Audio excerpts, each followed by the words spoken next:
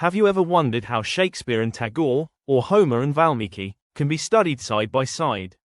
That's where comparative literature comes in, a field that explores connections across languages, cultures, and time periods. In simple words, comparative literature means comparing literary works from different traditions to understand how ideas, themes, and styles travel between cultures. It's not limited to one nation or language. It's about how literature reflects the universal human experience.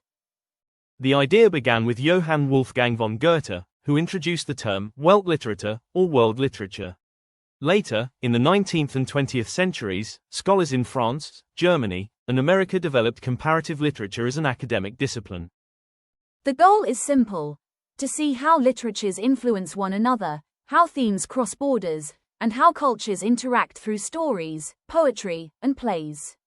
For example, comparing Othello and Things Fall Apart can reveal how different societies understand race, power, and identity. Comparative literature also connects with philosophy, history, psychology, and cultural studies. It helps us ask deeper questions. Why do similar myths appear in distant cultures? What happens when a story is translated or adapted into another language? By comparing, we learn how literature builds bridges between people.